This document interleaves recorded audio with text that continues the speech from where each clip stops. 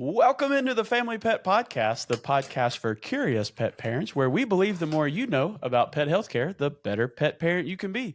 I'm your host, Michael Shirley, joined by my co-host, as always, Stephen. Welcome in, brother. Hello, Michael. I'm still not used to having you beside me because we're trying to record, and I'm like kinking my neck in this weird way. We've got to get the longer cord so that we can do different. Well, we're making progress. So as you're listening to this on your favorite podcast platforms, just be advised that if you've always wondered what Stephen and I look like, you can now find us on YouTube.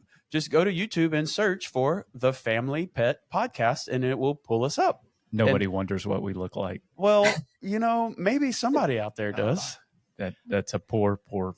We have voices. poor existence. We have faces for radio, but now we're on YouTube as well. But we are joined. The thing that makes the Family Pet Podcast successful, Stephen, it is not us. It is that we are getting better and better. We've been doing this almost 3 years now, and we're getting better at stopping to talk, like us stopping talking and letting our guest talk. And not only do we let the guest talk, but we are bringing in fantastic guests. We're continuing that with today. We have Dr. Holly Brown from Antec Diagnostics. She is going to be talking to us today about lab work. So, Dr. Brown, welcome into the Family Pet Podcast. Thank you so much for having me.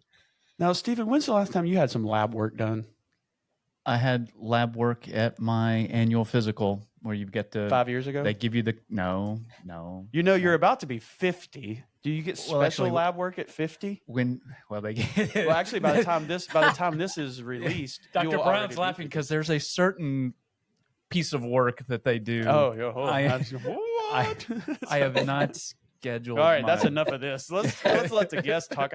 No more talking to Stephen about special lab work. Dr. Brown, welcome into the podcast.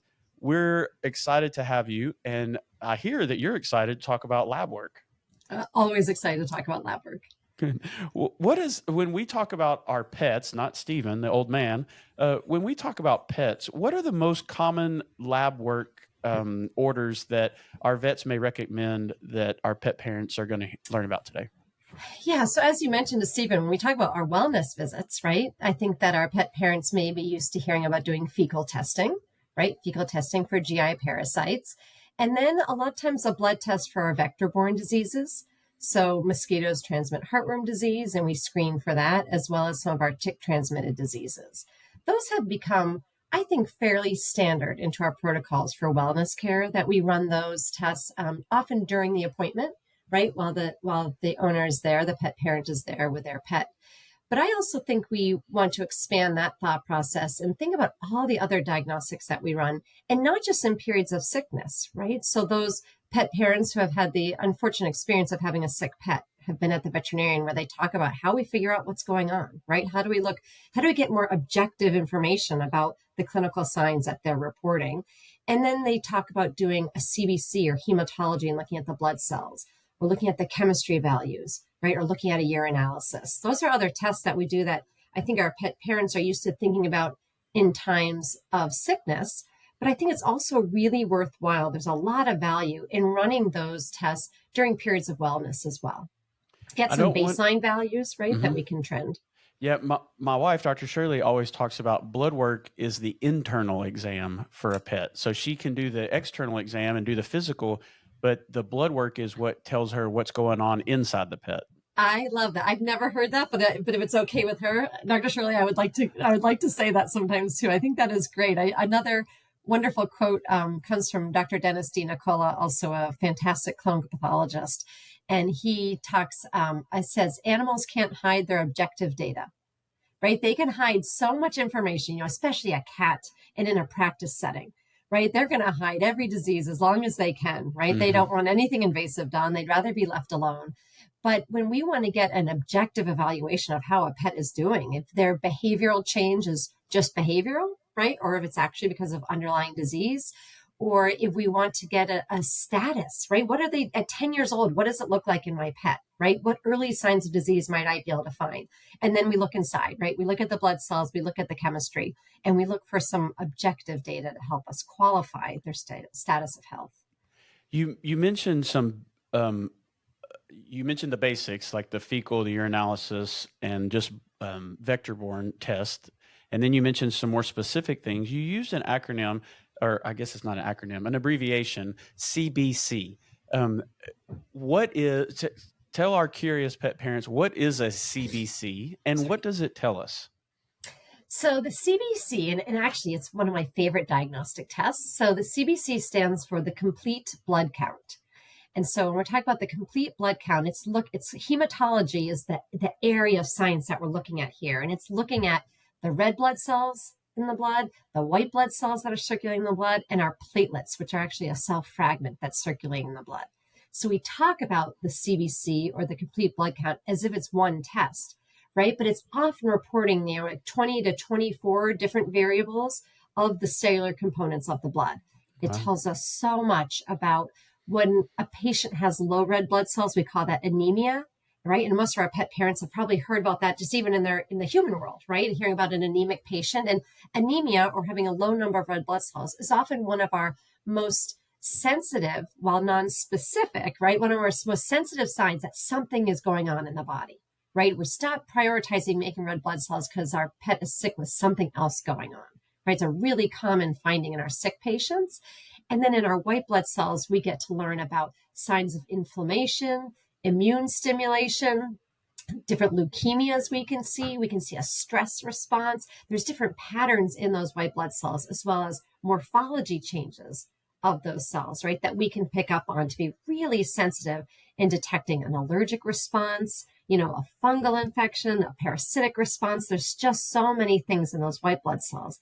And then the third component is looking at those platelets, those cell fragments, and they have to do with our blood clotting ability, right? And so we look at those signs before our patient goes to surgery, make sure that our platelet numbers are adequate, but we'll see them decrease in a variety of different processes, from infectious causes like our tick-borne diseases to sometimes if we have hidden within the body, like a splenic mass on the spleen or the liver, one of our organs.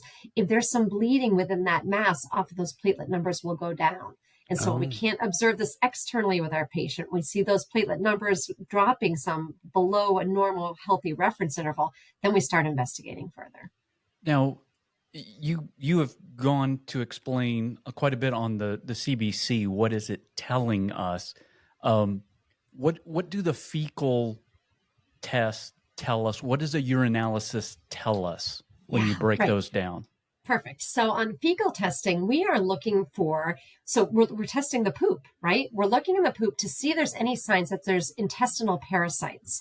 And because if there's parasites in the GI tract, they're going to shed their ova, right? Their eggs, they're going to shed them in the feces or sometimes fragments of the actual parasite themselves, right? So we will look for the indications in the poop that there's GI parasitism.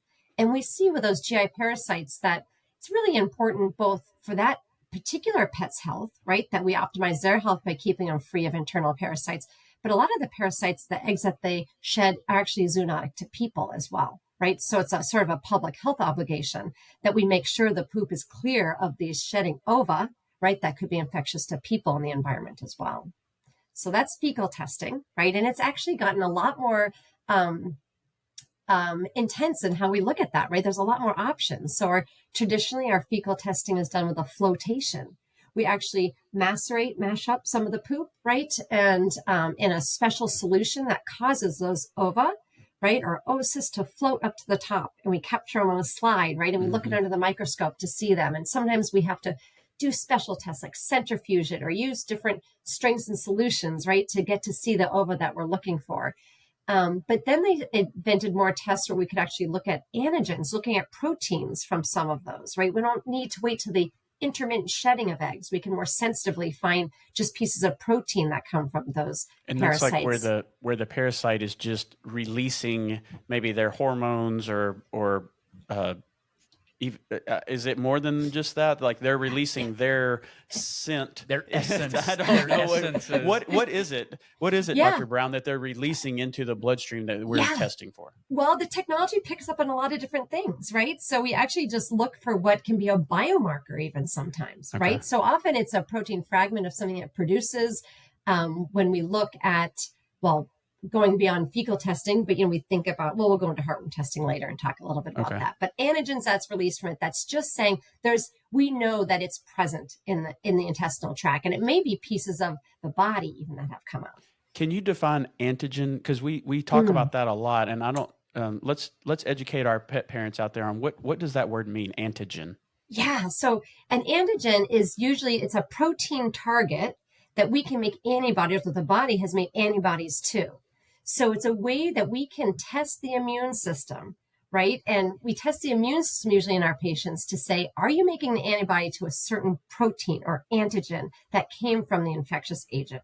I'm not sure. Did I summarize that? So the parasite is in our body or in our pet's body, and it is foreign to our pet, and our pet's body senses that foreign parasite, and then it releases its own attack mechanism, its own little soldiers out there to kill the foreign invader. Yeah, right. So that's the antigen antibody complexing, right? So an antigen is something from the usually the intruder. We're talking about infectious agents that's recognized as foreign, right? And we can take advantage of that by either looking for the antigen itself, right? By capturing it on our tests that have the antibody, so that when we look at pieces of that feces, we can actually see that it sticks to it and knows that it's in there. Or we take advantage of it by looking at our patient's antibodies to say that your patient's body has seen them, right? That's pretty cool. And now there's one more advancement also in fecal testing where they do PCR.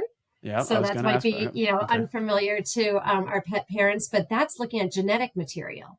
And what does PCR stand for? Yeah, polymerase chain reaction. And it's a series of reactions that we can take advantage of to actually amplify or make multiple copies of small fragments of DNA that we usually use to look for infectious agents. And so it's sometimes hard to, if we're looking in the blood, especially, or in the poop, we're looking for, if we look at eggs, like a big sort of almost macroscopic thing, like an egg, a very larger size thing that we can see under the microscope, sure. But, looking at those macroscopic things, we have to wait for those worms to be in there, to be mature enough, to have males and females, right? To get a pregnant female to release an egg that only happens some of the time, right? Intermittently. Right. But we can get a lot more sensitive and actually just say, do we have any, if they have a parasite burden in there, any small fragments of the genetic material of that parasite, right? We can capture very sensitively. Use that laboratory test, that PCR, polymerase chain reaction, used in a lot of benchtop labs, right? And then amplify little bits of DNA till it makes a loud enough signal that we can find it in there. So it's a very, very sensitive way. Yeah. All right. So we did poop. That's a lot on poop. What about the urinalysis? Yeah. And so I think I'd love to be able to. Yes, there is always more. And the urinalysis, I think what's really important to talk about is I think in veterinary medicine, it sometimes gets undervalued and it's certainly underutilized. When probably our pet parents have talked more to the veterinarian about running those other tests, a CBC in the blood or another blood test called the chemistry panel. But I think that we don't always pair urine with it. And I think it's really important because in the urine sample, it's a wonderful window. It's extruded from the body, but a wonderful window to be able to look at what's going on in the body. Right? So we talk about, first there's some visual characteristics of the urine that can tell us whether something's abnormal or not. We can look at the concentration of the urine, and that tells us about kidney function and hydration status. And then we can look at all the chemical constituents of the urine. We use those dipsticks that people may have seen, the chemical reaction pads that are adapted from humans, right? That look at all these different things. Is the liver functioning normally, right? Is our glucose metabolism normal? So many metabolic processes. It looks at so many different functions of the body to make sure that those are all appropriate, right? Helps us interpret the rest of the lab work. And then furthermore, then we look at actually the foreign constituents of the urine. Are there red blood cells in there? Is there any inflammation in there with white blood cells? Are there any atypical cells that suggest there may be cancer somewhere? Or casts, which form when the kidneys are diseased? There's so much information in sometimes merely a few drops of urine. Right. I was at, or Stephen and I both were at VMX here recently, which is a very, very large veterinary conference, maybe the largest in the world. I don't know. 25,000 people. Yeah, it was nuts. I was walking around and went to the different lab testing booths and was amazed at the use of artificial intelligence to take samples, collect them at the vet office, and then run that test in-house. So we could take a fecal, spin it down, take a few drops out of there, put it on a slide, and then put it in the machine that scans it and takes pictures and counts the fecal eggs in that whole. It was amazing. So it talked about in-house versus reference labs. What is the difference and the advantages to running those tests in-house or at the vet office versus sending them out to a reference lab? Yeah, that's a great question. So there's a lot of factors that come into play that decides whether we're going to run lab work in the clinic or send to the reference lab, right? And some of them are logistics about the pet, right? And the pet parent. And it may be that they can't wait around for the results. It may be that the patient's very sick and we need some immediate results. It may be that, the pet parent or the pet's anxious in the room and they're just going to get the sample and let them go home because that's stressful to everybody. So there's like some time and some behavioral characteristics that can come into play there, an expectation of the pet parent, right? I'd like some answers now. I'm very worried, right? Those can help drive some of it. There's also the variety of tests that are available, right? So as you mentioned, we've brought a lot to the in-clinic testing lab, right? So much expertise has now come in clinic with getting to use both really advanced technologies that include AI, right? As well as access to sometimes scanning some of these samples and getting consultations from specialists, even when you're in clinic. Yep. But then the reference lab really has the whole repertoire of cases of abilities to run every test that you could want, really. It has all the advanced diagnostics and it has a higher end of quality control as well. Right. So there's any question to some of the results we're getting in clinic, sometimes we need the expertise of the reference lab, right? Both to confirm an abnormality, but maybe to augment that testing, right? With some more advanced endocrine testing or some other specialization that we want to put on that. And you mentioned earlier about pets going into surgery. We need to run those tests in-house because if we find out that platelet counts are low, we're not going to move forward with the surgery. So yes, and if it depends, but I think different clinics might do it differently though, because if certainly any emergency surgery, any urgent surgery, yeah. Right? But then depending on how the practice is set up, and where they use the time with their technicians and how well staffed their lab is, et cetera, it may be worthwhile on a planned surgery to come in earlier and get your lab work done and sent to the reference lab, right? Yeah. So everyone does it a little bit differently depending on a lot of these different factors that play into each and every case, right, in each and every exam room. So those are kind of discussions we talked about, maybe an urgency or an importance is not the right word, but just a sense of urgency.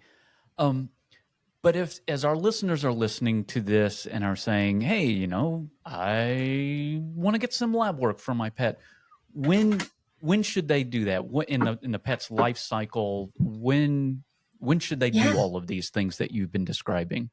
And we are fortunate that we do get some guidance from AHA, the American Animal Hospital Association, does give some guidance based on age of our pet, of what their sort of recommendations may be.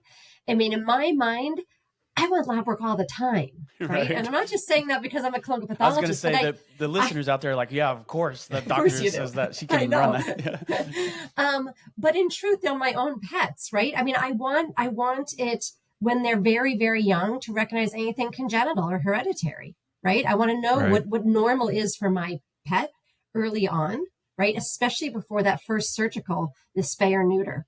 Right? I want to make sure that my liver's okay to handle the medications. The kidneys were made okay to handle the heart, no sign of any abnormalities, right? And platelets, inflammation, all that stuff, right? Before even that first surgery, it's often done at 6 months of age. So there's a baseline that I want then. And then as we probably in young adulthood at my annual exam, right? So I think we get used to screening the fecal testing and the vector-borne disease testing. But I also think finding out where your patient's values are in health is very, very valuable. Right. So I think sometimes we underplay or undervalue normal results. Right. So we have a pet owner come in. Right. That is when somebody might say, well, I spent this money and it didn't even show anything. No, it showed what normal is. Yeah. It gives us the baseline. So yes. What you paid for is to find out your liver and kidneys are functioning okay. You're absorbing fine through your intestine. Your pancreas is intact. You have no urinary tract infection. You have no sign of inflammation. Right. I mean, I think if we can spend the time reviewing those results with the pet parents to show them, what they just paid for, right? All the value that they got. And understanding that when we're interpreting lab work and we get a value for each of these things we're measuring, we assess it as normal versus abnormal based on whether or not that value falls within an established reference interval, right? So we have these reference intervals that say, normally a patient's red cell count should be between X and Y, right? And that's established over, let's say for dogs, maybe 50, maybe 100 dogs, variety of different breeds, sizes, ages, right? Everything from a, 1-year-old female spayed Chihuahua through like an 8-year-old Great Dane, male intact Great Dane, right? They're almost different species, right? So inherently, those reference intervals of health are going to be very wide to accommodate the variety of pets that we see, right? The variety of breeds we're going to see, et cetera.